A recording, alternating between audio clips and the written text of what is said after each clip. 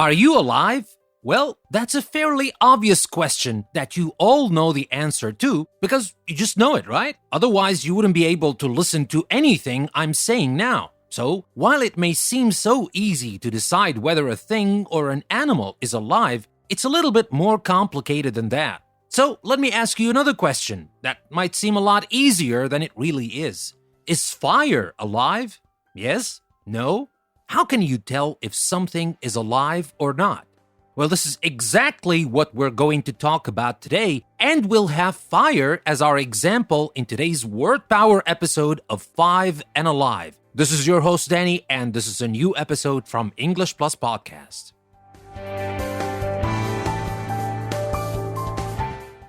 Now, before we start, let me remind you that you can practice everything you're going to learn in this episode on a custom post I created on the website for this episode. You can find the link in the show notes for those of you who prefer digital activities that you can do from the comfort of your computer, mobile phone, or tablet. I got you covered. There are interactive activities that will help you make the words you're going to learn in today's episode part of your permanent active vocabulary bank. And for those of you who prefer pen and paper, there is the PDF practice worksheet that you can download, print out, and practice to your heart's content. And the worksheet does not only contain practice for today's episode, but also for the previous 4 Word Power episodes. You can find all that if you just follow the link in the show notes to my website, EnglishPlusPodcast.com. There's one more thing I'm so thrilled to tell you about, and that has to do with my Patreon benefits that are getting much juicier and more valuable.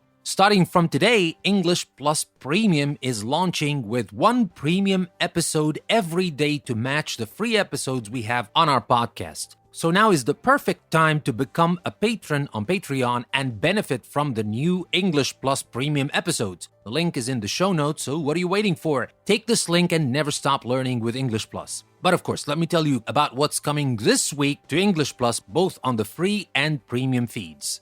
Of course, this episode is the Word Power episode, but later today, there will be the new Vocabulary and Speaking Premium series, and it's going to be the first episode in which we're going to discuss how we can talk about feelings in English. On Tuesday, we will have the new series Beyond Earth starting out, and in our very first episode from the series, we're going to talk about the solar system. And exclusively for my patrons, there will be the new Gods and Heroes series, and in our first episode, we'll talk about the beginnings in Greek mythology. And there will be something interesting in every Gods and Heroes episode, and that is a rendition of one of the scenes discussed in the episode in a mythopoeia manner, or a kind of mixture of mythology and fiction. Just like historical fiction, but this one has mythology as its second ingredient.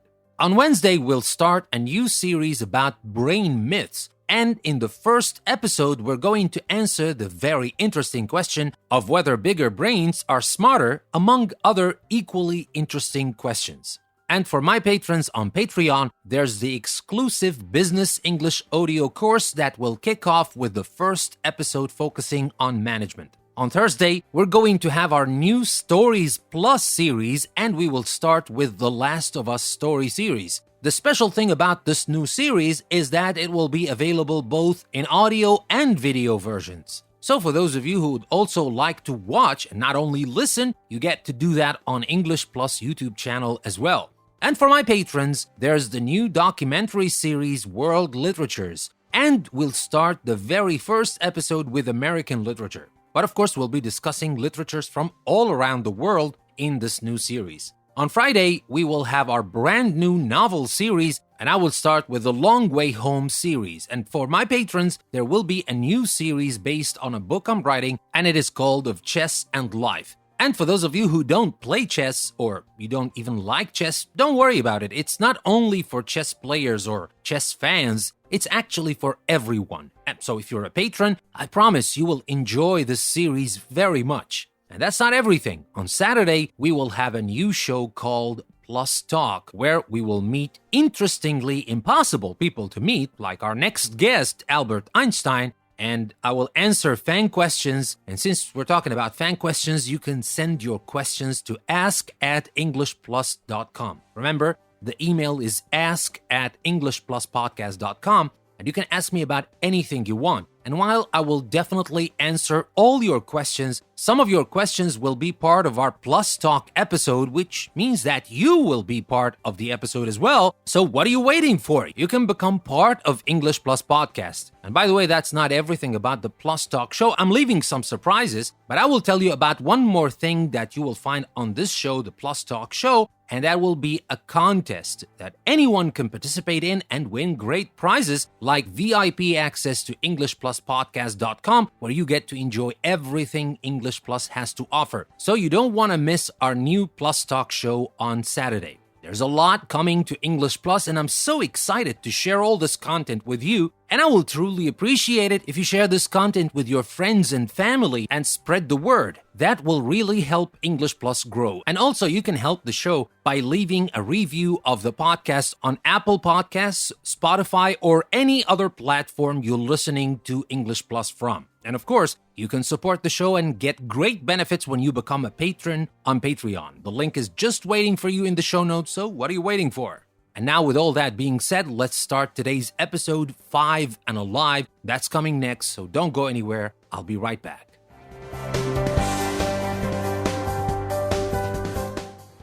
Just before we start 5 and Alive, remember, this is a word power episode and we are going to learn 10 words in context. Let me tell you about these 10 words and then I will share this 5 and Alive story with you.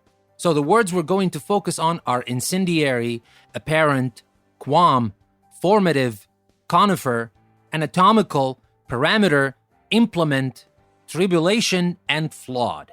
So these are the 10 words. You're going to listen to them in context now, but don't worry because after we finish the story, we're going to stop. I'm going to remind you of when these words were mentioned, and I'm going to ask you, of course, a question that you will take some time to try and figure out the answer to, and we will talk about the words. For now, just keep that in your mind and just listen to the story, and we'll talk about the words later. So now, let's start with our 5 and Alive story.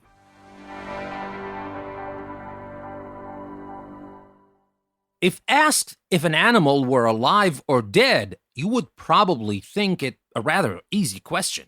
A dead animal lies motionless and unresponsive to sound, sights, or touch. But some things are not so obvious. A flame, for example, appears to be alive in some ways, but is it alive? When something is alive, it exhibits 5 characteristics: growth, development, reproduction, organization, and homeostasis. Compare a photograph of yourself as a baby with one as you are now. To grow as you did, you consumed food and your weight and height increased. If fire is continuously fed incendiary materials, it will persist and grow. So, we can say that fire is alive, but is it? Development is the second characteristic of life. Probably became apparent when you entered early adolescence. At this stage, your body changed rapidly but unevenly. Your hands and feet probably seemed too large for the rest of your body. These uneven changes probably caused you to experience some qualms about your appearance. If the conditions are right, fire also develops. From its formative stage as a tiny spark, it grows to a flicker, then a small blaze, and finally a roaring inferno. So that's the second thing that could tell us that fire is alive. But is it? Living things reproduce. The fact that there are so many living things in our world is evidence of this third characteristic of life. One only has to witness a forest fire to see evidence of fire reproducing. 1 minute there is a single conifer burning, then suddenly sparks will fly hundreds of yards and start new flames in other evergreens, which can rapidly destroy an entire forest. So one more reason to tell us that fire is alive. But is it? Wait, we're not done with 5 and alive. Your body is organized anatomically into tissues, organs, and systems that carry on life processes. Our respiratory system takes in air and sends oxygen to every part of our body. Our digestive system converts food to energy. Fire exhibits organization in a simpler fashion. Examine a flame carefully and you'll see that it is layered. A welder will tell you that various parts of a flame perform different functions just as your body systems do. Well, maybe it's a lot simpler than your body, yes, but it has those layers, it has this organization. So again, is it alive? Not yet. Let's wait for the last of fives that tell us if something is alive, and that is homeostasis. Well, that's the fifth characteristic of life, and it means self-regulation. Your body operates within a narrowed range of chemical and physical parameters. Anytime you start to drift outside this range, the body's built-in mechanisms implement your return to a normal condition. For example, when you cut yourself, your body takes a complex set of steps to heal the wound. Fire does not have a similar set of mechanisms for times of tribulation. It reacts strictly to outside influences and does not possess inner controls. Since fire exhibits only 4 of the 5 characteristics of life, any assertion that fire is alive is flawed. To be alive, a substance must have all 5 characteristics. So, I know that today's episode is a little bit philosophical, but it is not actually philosophy. It's this mixture between philosophy and science at the same time. So, you need those 5 characteristics. Let me remind you again, these 5 characteristics are growth, development, reproduction, organization, and homeostasis. So, since we talked about 5 and alive, guess what? We have nothing left to do but to talk about the 10 words. And let me remind you again, these 10 words that we're going to focus on in today's context are incendiary, apparent, qualm, formative, conifer, anatomical, parameter, implement, tribulation, and finally flawed. So that's coming next. Don't go anywhere. We're going to start with our very first word, incendiary.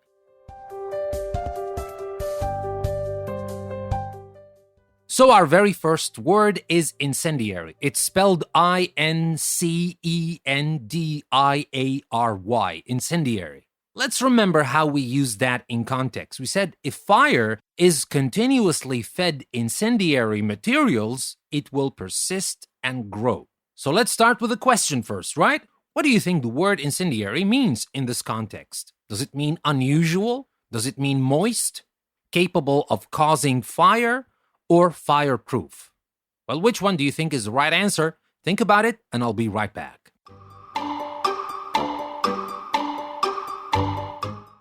Now, for those of you who thought capable of causing fire, you're absolutely right, because that's what incendiary is all about. When you use incendiary referring to a substance, we mean that it is capable of catching fire, causing fires, or burning readily. Like incendiary weapons, for example, or attacks. These are ones that cause large fires. And that was our very first word for today's episode, incendiary. Now let's move on to the next word, apparent. A-P-P-A-R-E-N-T, apparent. Let's remember how we use that in context. We said development, the second characteristic of life, probably became apparent when you entered early adolescence. So what about this word? What about apparent in this context? Which word or words do you think could best replace apparent in this context? Could we replace it with impossible, confusing, obvious, or highly unlikely? Which one do you think is the right answer? Think about it, and I'll be right back.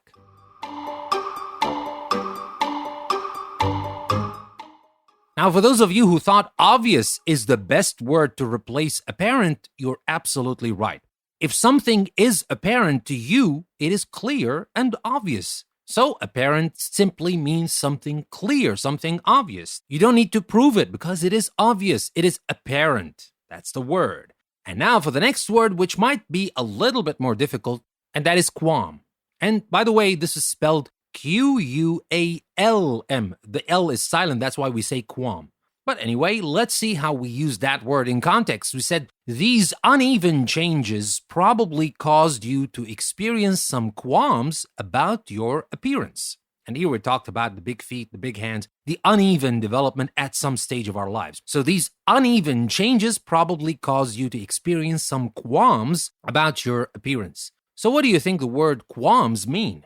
Do you think it means doubts, comments, suggestions, or ideas? Which one do you think is the right answer? Think about it, and I'll be right back.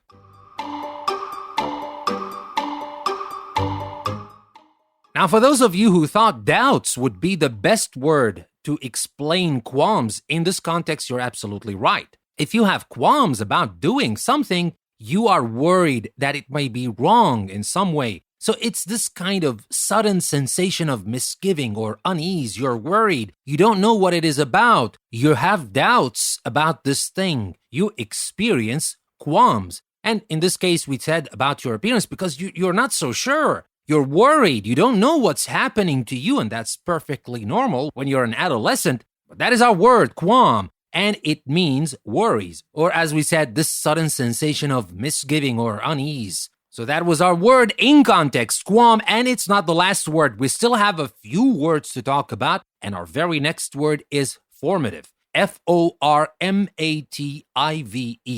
Now let's see how we use this word in context. We said if the conditions are right, fire also develops. From its formative stage as a tiny spark, it grows to a flicker, then a small blaze, and finally a roaring inferno. So, from its formative stage, that's the word in context, right? Now my question to you is, which word could best replace formative in this context? Do you think we could replace it with late, mature, middle, or early? Which do you think is the correct answer? Take some time, think about it, and I'll be right back.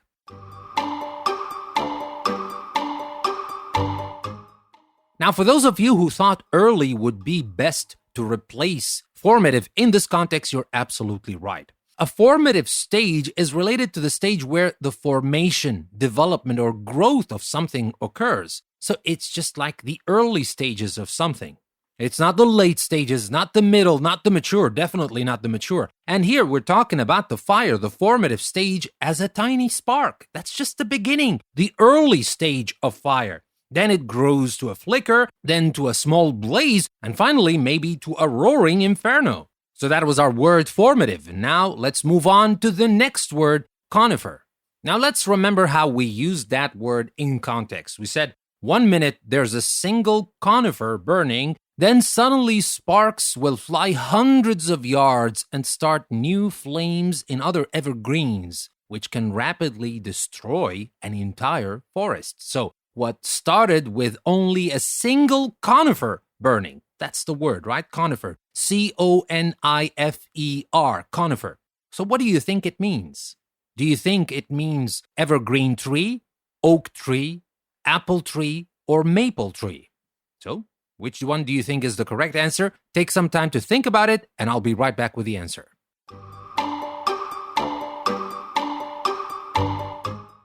Now, for those of you who thought that evergreen tree is the answer, you're absolutely right. We're not talking about a specific kind of tree like apple or maple or oak. No, we're talking about evergreen trees. This is what we call conifers. That's a group of trees and shrubs, for example, pine trees, fir trees, that grow in cooler areas of the world. They have fruit called cones and very thin leaves called needles, which they do not normally lose in winter. So that's what we call conifers. That's the type of trees, evergreen trees. They never lose their leaves, right? So that is a new word, and that's not the last word. Of course, we still have a few more. Our next word is anatomical. A-N-A-T-O-M-I-C-A-L. Anatomical. Now, how do we use that in context? Let's see. Your body is organized anatomically into tissues, organs, and systems that carry on life processes. So here, we said your body is organized anatomically into tissues. That's the word, right? What does it mean? What do you think anatomically means in this context? Do you think it means pertaining to the structure of the body? Do you think it means simply, shapely, or pertaining to atoms? Which one do you think is the right answer? Take some time, think about it, and I'll be right back.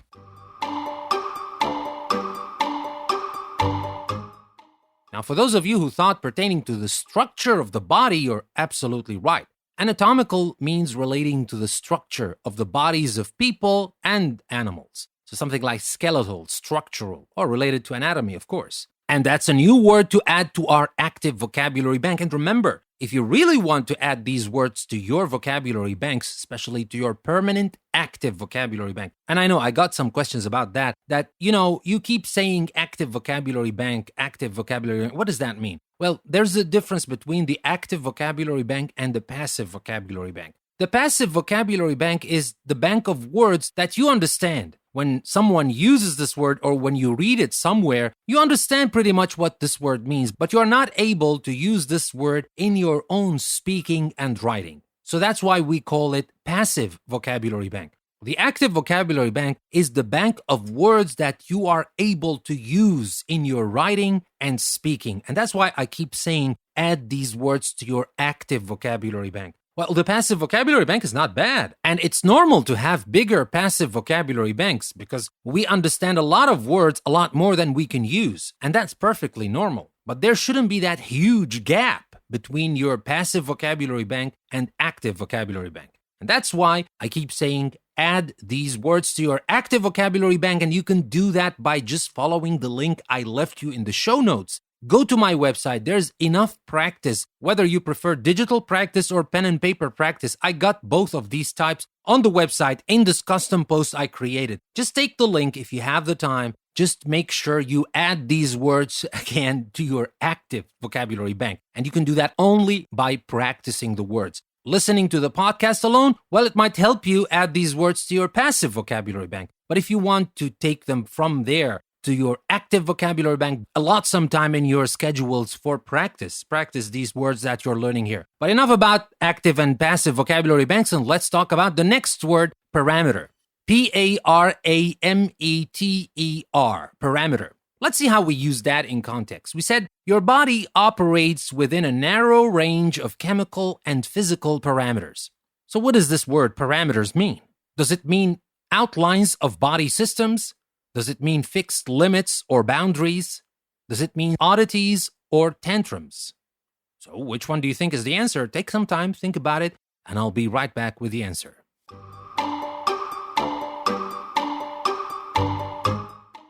Now, for those of you who thought fixed limits or boundaries is the best answer, you're absolutely right. Parameters are factors or limits which affect the way that something can be done or made. And when we talk about the body, we're talking about the framework, the guideline, some restrictions, some criterion, and that includes everything. Your blood sugar level, the other mineral levels, everything in your body. It has parameters, and that's what homeostasis does. When something goes wrong, the body tries to regulate it back to the normal range of chemical and physical parameters where they should be. And remember, that's what we said fire doesn't have. Fire doesn't have homeostasis. That's why it's not alive. So anyway, let's get back to our word parameters. That's what it means. This framework, this guideline, those limitations, restrictions, the fixed limits or boundaries that we have within our bodies. So that's the word parameter. What about the next word, implement?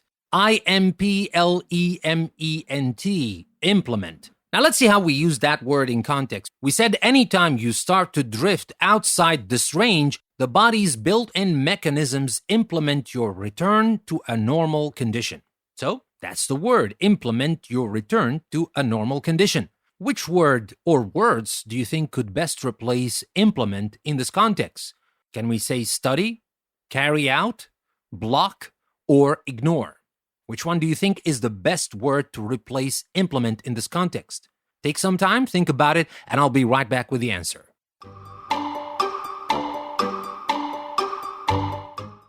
Now, for those of you who thought carry out is the best word, you're absolutely right. If you implement something such as a plan, you ensure that what has been planned is done. You carry out something. You complete it. You take it into effect. So that's the meaning of implement. Like when you have a plan, it's great. But if you don't implement the plan, if you don't make it happen, it's nothing, right? So homeostasis doesn't only just give you alarms and warnings. No, actually, it takes action. It carries out this action to make sure everything is back to normal. That's what's great about the human body. And by the way, if you're interested in the human body as much as I am, you can listen to my series, An Essential Guide to Your Body and Brain, that just finished last week. I know some of you might have listened to it already, but for those of you who haven't listened to any episode from that series yet, just go ahead and listen to it. It's just wonderful what you're going to learn about your body and brain in An Essential Guide to Your Body and Brain. And now let's move on to the last two words we have for today, tribulation and flawed. Let's start with tribulation,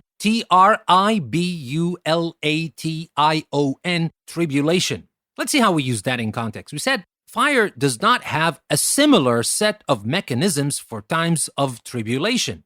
It reacts strictly to outside influences and does not possess inner controls like our bodies do. Let's focus on tribulation. In this context, what does tribulation mean? Does it mean happiness or joy? Does it mean celebration? Does it mean ritual? Or does it mean trouble or distress? Take some time, think about it, and try to come up with the right answer on your own, and I'll be right back.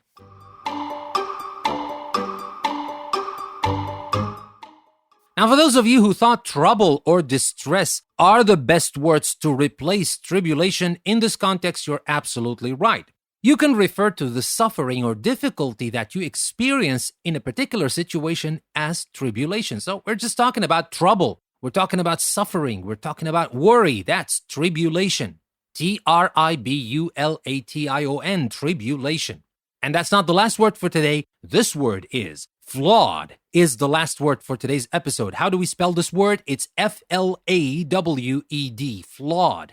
So let's remember how we use that in context. We said, since fire exhibits only 4 of the 5 characteristics of life, any assertion that fire is alive is flawed. To be alive, a substance must have all 5 characteristics. So, to say that fire is alive, it's an assertion that is flawed. Which word do you think could best replace flawed in this context? Do you think we could replace it with perfect, with truthful, with defective, or with thoughtful? Take some time, think about it, and I'll be right back with the answer.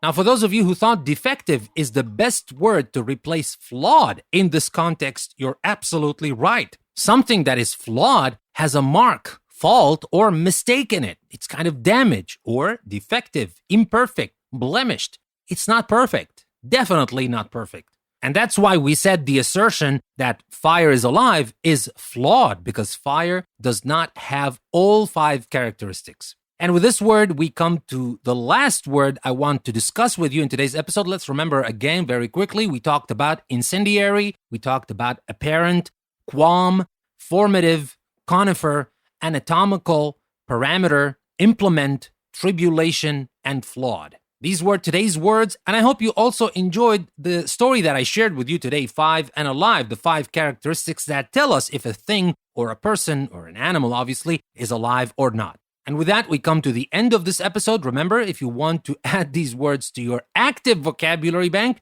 take the link you can find in the show notes, go to the custom post I created, and practice what you learned. And of course, I told you at the beginning of the episode about the new premium content that is coming to English Plus that's starting from today. So now is the best time to become a patron on Patreon. The link is also in the show notes. Just take this link, go to Patreon, support the show that you like, and make sure that it goes out to reach other people and benefit other people. You can support the show, and by doing that, you'll be getting a lot of exclusive content and a lot of benefits. And don't forget to tune in every day to listen to English Plus podcasts. And one last thing, you can support us as well by sharing the word with your friends and family and by leaving a review on Apple Podcasts, Spotify, or any other platform you're listening to this podcast from. Well, with that being said, thank you very much for listening to another episode from English Plus Podcast. This is your host, Danny. I will see you next time.